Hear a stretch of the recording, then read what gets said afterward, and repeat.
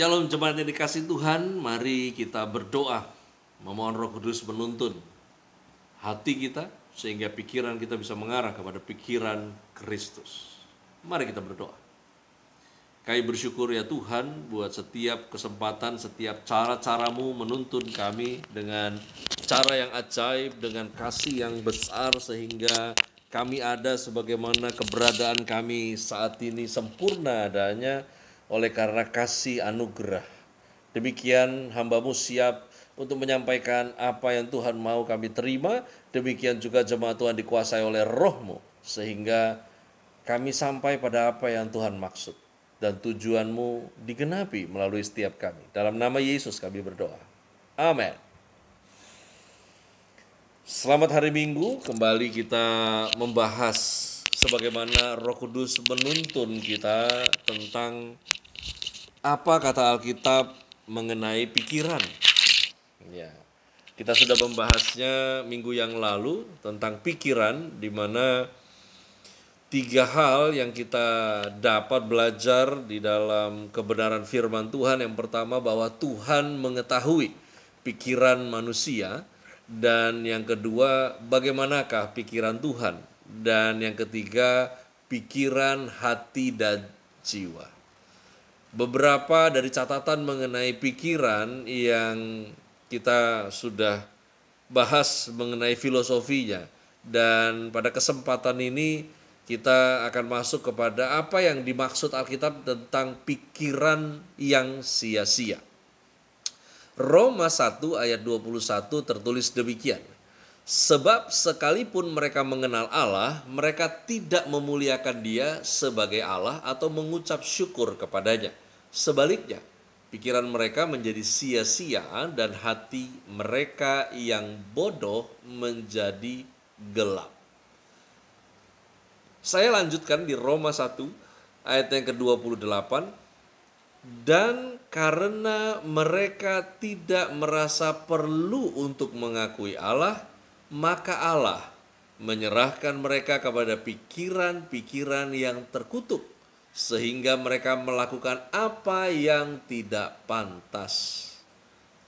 Saya lanjutkan kembali, Efesus pasal 4 ayat yang ke-17, sebab itu kukatakan dan kutegaskan ini kepadamu di dalam Tuhan. Jangan hidup lagi sama seperti orang-orang yang tidak mengenal Allah dengan pikirannya yang sia-sia. Kembali dilanjutkan dari Filipi 3 ayat 19. Kesudahan mereka ialah kebinasaan. Tuhan mereka ialah perut mereka. Kemuliaan mereka ialah aib mereka. Pikiran mereka semata-mata tertuju kepada perkara duniawi. Yang keempat ini, bagian yang berikut kita belajar adalah tentang pikiran yang sia-sia. Adalah mengenal Allah tetapi tidak memuliakan Dia sebagai Allah. Mengenal Allah tetapi tidak mengucap syukur kepadanya. Inilah pikiran yang sia-sia. Tidak memuliakan dan tidak mengucap syukur kepada Allah, akhirnya menjadikan pikiran menjadi sia-sia, pikiran menjadi bodoh, hati menjadi gelap. Ini yang terjadi kemudian, di mana pengenalan akan Allah harusnya menuntun Anda dan saya memuliakan Allah. Pengenalan kita akan Allah harusnya membawa kita paham sehingga mengucap syukur kepadanya. Karena mengenal Allah tanpa memuliakan dan mengucap syukur kepadanya, itu menjadikan sia-sia, menjadikan bodoh, dan menjadikan hati gelap. Pikiran yang sia-sia adalah tidak merasa perlu mengakui Allah. Dan orang-orang yang tidak merasa perlu mengakui Allah, maka akhirnya Allah menyerahkan orang-orang demikian kepada pikiran-pikiran yang terkutuk. Sehingga mereka yang tidak merasa perlu mengakui Allah Mereka melakukan apa yang tidak pantas. Kenapa? Pikiran yang sia-sia. Karena itu Alkitab berpesan, jangan lagi hidup sama seperti orang-orang yang tidak mengenal Allah. Dengan pikirannya yang sia-sia. Karena kesudahan mereka yang pikirannya sia-sia ialah kebinasaan. Mereka yang pikirannya sia-sia, Tuhan mereka ialah perut mereka. Mereka yang pikirannya sia-sia, kemuliaan mereka ialah aib mereka sendiri. Kamu pernah lihat orang-orang yang bangga dengan kisah-kisah kebodohan dalam hidupnya? Ya, masing-masing kita masih punya kisah bodoh dalam kehidupan di masa lalu. Namun bangga gitu loh. Ya, bangga dengan masa-masa goblok, masa-masa hidup dalam dosa, masa-masa yang disebut tadi aib itu menjadi kebanggaan. Ini pikiran yang sia-sia. Ya. Lalu kemudian jangan hidup lagi sama seperti orang yang tidak mengenal Allah dengan pikiran yang sia-sia, karena pikiran mereka hanya tertuju kepada perkara duniawi. Ingat, hidup ini bukan sekedar tentang apa yang bisa dihitung dan apa yang bisa dilihat oleh mata, namun apa yang bisa dilihat oleh Tuhan, yaitu hatimu. Nah, yang berikutnya adalah penyesatan pikiran. Kalau tadi pikiran sia-sia, kali ini penyesatan pikiran. 2 Korintus 11 ayatnya yang ketiga tertulis demikian. Tetapi aku takut, kalau pikiran kamu disesatkan dari kesetiaan kamu yang sejati kepada Kristus, sama seperti Hawa diperdayakan oleh ular itu dengan kelicikannya. Saya lanjutkan di Titus 1 ayat 10. Karena sudah banyak orang yang hidup tidak tertib, terutama di antara mereka yang berpegang pada hukum sunat. Dengan omongan yang sia-sia mereka menyesatkan pikiran. Efesus 2 ayat yang ketiga tertulis demikian. Sebenarnya dahulu kami juga semua terhitung di antara mereka ketika kami hidup di dalam hawa nafsu daging dan menuruti kehendak daging dan pikiran kami yang jahat. Pada dasarnya kami adalah orang-orang yang harus dimurkai sama seperti mereka yang lain. Pikiran yang disesatkan atau penyesatan pikiran, apa itu? Pikiran disesatkan dari kesetiaan yang sejati kepada Kristus, di mana ketika kita menjadi tidak setia kepada Kristus, disitulah dimulai penyesatan pikiran. Karena dari sejak mula kasus ini terjadi, yaitu ketika Adam Hawa juga disesatkan pikirannya, diperdaya oleh iblis dengan kelicikan iblis. Jadi ujung daripada penyesatan, agenda penyesatan, sentral daripada penyesatan adalah ketidaksetiaan. Di mana penyesatan pikiran itu akhirnya termanifestasi dalam pikiran yang jahat. Pikiran yang jahat diterjemahkan dalam Alkitab sebagai sikap berpegang pada hukum, namun hidup tidak tertib. Menyebalkan ya. Pakar hukum, tahu hukum, menasehati soal hukum, berpegang pada hukum, namun hidupnya tidak tertib. Pikiran yang jahat, penuh omongan yang sia-sia, yang menyesatkan pikiran. Menilai Tuhan dengan penilaian manusia. Memandang karya Tuhan sama seperti karya manusia. Lalu kemudian menyelewengkan maksud tujuan daripada kebenaran yang Tuhan berikan. Pikiran yang jahat. Hidup di dalam hawa nafsu daging. Pikiran yang jahat adalah menuruti kehendak daging tersebut. Itu yang disebut penyesatan pikiran. Nah, yang berikutnya adalah pikiran sehat. Nah, saya berdoa ini menjadi bagian kita sama-sama. Memiliki pikiran yang sehat. Kisah Para Rasul 26 ayat 25. Tetapi Paulus menjawab, aku tidak gila. Festus yang mulia, aku mengatakan kebenaran dengan pikiran yang sehat. 1 Timotius 6 ayat 5, saya lanjutkan. Percekcokan antara orang-orang yang tidak lagi berpikiran sehat dan yang kehilangan kebenaran, yang mengira ibadah itu adalah suatu sumber keuntungan. Pikiran sehat. Ya. Bagaimana sih orang-orang yang tidak berpikiran sehat? Berarti ada yang sehat, ada yang nggak sehat. Ya. Orang-orang yang tidak lagi berpikiran sehat adalah mereka yang kehilangan kebenaran. Karena terlalu seringnya mengabaikan, maka kehilangan kebenaran. Kemudian orang yang tidak lagi berpikiran sehat itu mengira ibadah adalah suatu sumber keuntungan.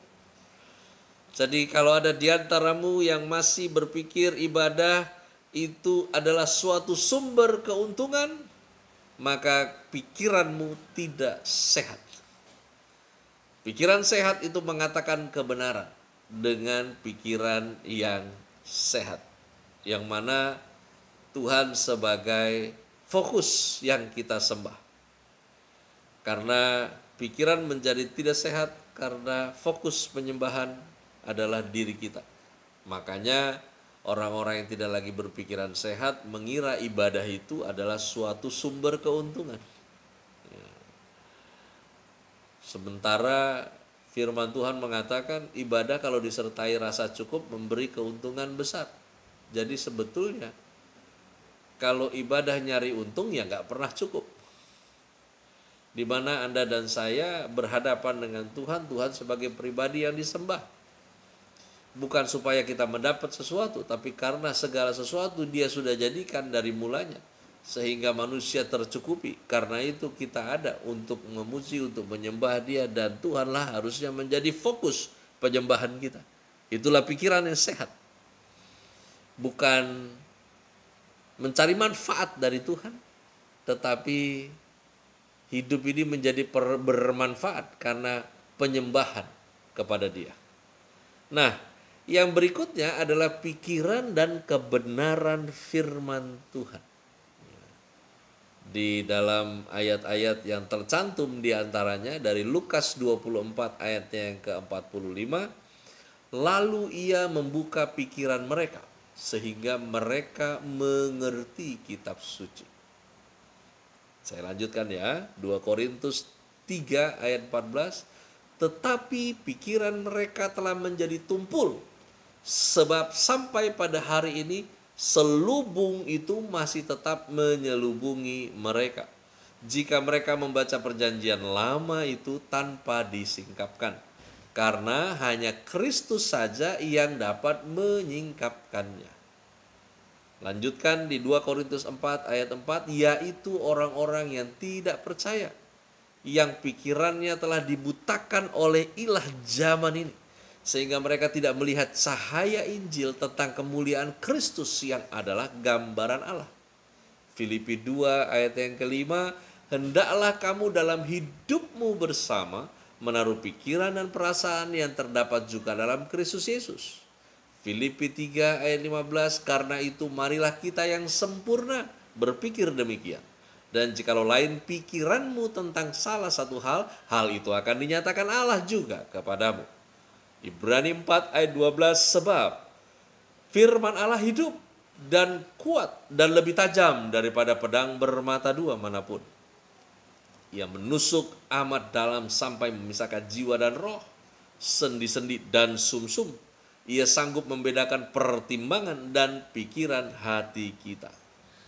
2 Korintus 10 ayat yang kelima, kami mematahkan setiap siasat orang yang merubuhkan setiap kubu yang dibangun oleh keangkuhan manusia untuk menentang pengenalan akan Allah. Kami menawan segala pikiran dan menaklukkannya kepada Kristus. 1 Korintus 2 ayat 16, sebab siapakah yang mengetahui pikiran Tuhan sehingga ia dapat menasihati Dia? Tetapi kami memiliki pikiran Kristus. Pikiran dan kebenaran firman Tuhan Hanya Kristus saja yang dapat menyingkapkan kebenarannya. Kalau bukan oleh Kristus, Anda dan saya tidak sanggup menyingkapkan kebenaran.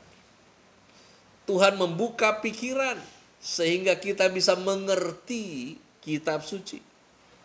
Namun orang-orang yang tidak percaya adalah orang-orang yang tanpa penyingkapan. Akibatnya pikiran menjadi tumpul. Tragis ketika di tanganmu Alkitab, kamu baca tapi kamu tidak percaya. Kamu nggak percaya karena tidak disingkapkan.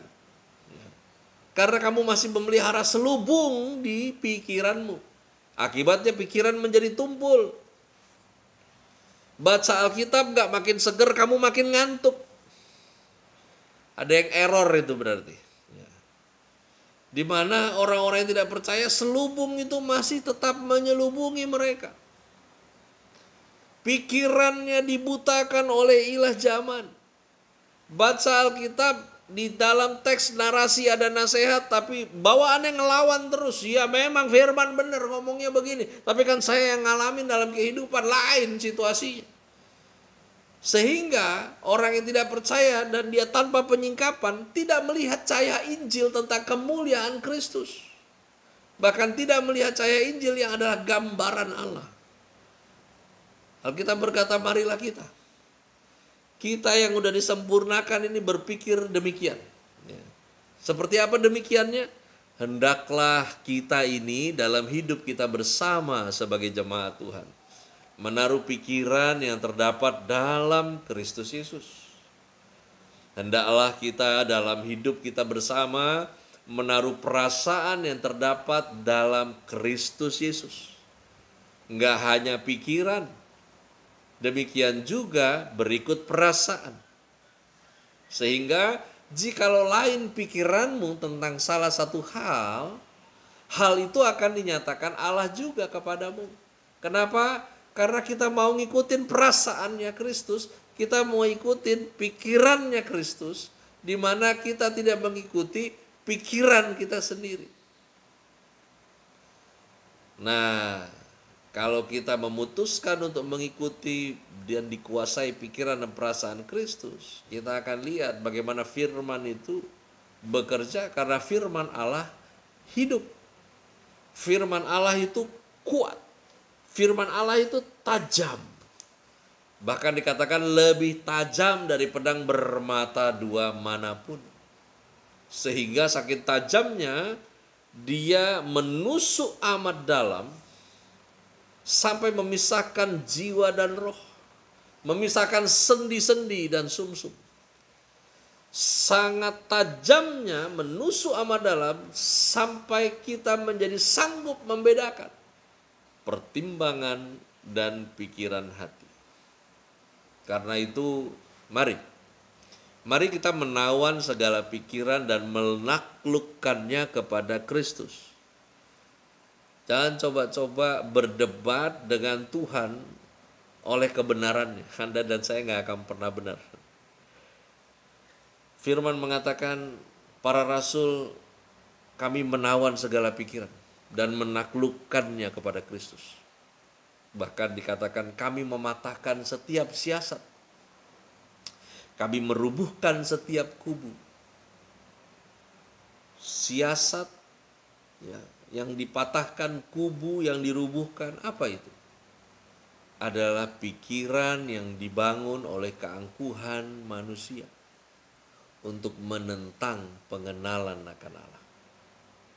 Di mana kita menjadi merasa lebih pintar dari Tuhan. Ya. Memiliki pikiran Kristus. Mereka yang memiliki pikiran Kristus tidak akan mencoba untuk menasihati Tuhan. Kalau kita memiliki pikiran Kristus, kita tidak akan jadi orang sok tahu tentang apa yang Tuhan pikirkan. Nah, yang terakhir, mari kita memelihara pikiran kita. Karena dari hati kan terpancar kehidupan. Tapi sebelum menjadi terpancar, dari hati itu sebelum dimanifest itu diproses dulu di pikiran. Jadi kalau dunia mengatakan pikiran mempengaruhi hati, namun tidak demikian apa yang dikatakan Alkitab. Perasaan dari hati itu mempengaruhi pikiran. Karena itu mari memelihara pikiran kita dengan hati yang terjaga. Efesus 4 ayat 23, supaya kamu dibaharui di dalam roh dan pikiranmu. 1 Petrus 4 ayat yang pertama, jadi karena Kristus telah menderita penderitaan badani, kamu pun harus juga mempersenjatai dirimu dengan pikiran yang demikian.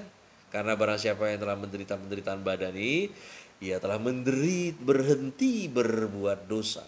Filipi 4 ayat yang ke-7, damai sejahtera Allah yang melampaui segala akal memelihara hati dan pikiranmu dalam Kristus Yesus. Penting untuk kita memelihara pikiran. Kenapa? Untuk apa? Supaya kita ini dibaharui di dalam roh dan di dalam pikiran kita. Disebut dewasa itu karena kita penuh oleh Kristus. Tidak hanya dipenuhi oleh karyanya, namun dipenuhi oleh pribadinya dalam bentuk karakternya. Oleh karena itu pelihara pikiran supaya kita dibaharui terus. Semakin tua, semakin umur, makin bijaksana. Cara berpikirnya, cara kita merespon kehidupan, cara kita menilai sesuatu. Semakin hari, semakin tua, semakin menawan pikiran kita kepada Kristus, semakin kita dibaharui dalam roh kita. Sehingga jadi tua boleh, keriput boleh, tapi pesonanya Tuhan itu makin tampil di dalam kehidupan, makin muncul, makin kelihatan. Karena itu mari mempersenjatai diri dengan pikiran bahwa perbuatan dosa dihentikan oleh penderitaan badani Kristus. Maksudnya gini, ikut Yesus itu ngalami penderitaan badani, gak perlu dianggap hal yang luar biasa. Itu biasa. Dengan demikian pikiran kita terpelihara, bukan menjadi terbebani. Tidak melulu sakit harus sembuh. Tidak melulu setelah A harus B. Cuma Tuhan, makin kita mengenal Dia, makin kita menundukkan pikiran kita, makin kita akan mengalami apa yang disebut realita Tuhan. Dan mengalami realitanya menjadi lebih penting ketika Anda dan saya meresponnya dengan karakter Kristus tadi. Karena itu, kalau kita dibaharui dalam roh dan pikiran, mempersenjatai diri dengan pikiran bahwa Kristus yang penting, saya nggak penting. Yang penting bagaimana Kristusnya fulfill dalam saya, maka damai sejahtera Allah yang melampaui segala akal itu akan memelihara hatimu. Damai sejahtera yang melampaui segala akal akan memelihara pikiranmu dalam Kristus Yesus. Dunia mulai acak-acakan, semakin parah. Segala hal akan menekan manusia. Namun, tertekan atau tidak, itu dipengaruhi dari pikiran Anda dan saya, dikuasai oleh siapa. Kesusahan ada di mana-mana. Namun jauh lebih susah kalau pikiran Anda tidak dikuasai oleh Kristus. Sehingga hidup kita terpelihara, tapi tidak menjadi sadar akan pemeliharaan itu. Terlindungi, tapi nggak sadar dengan perlindungan itu. Selamat memenuhi pikiranmu dengan pikiran Kristus. Tuhan Yesus memberkati.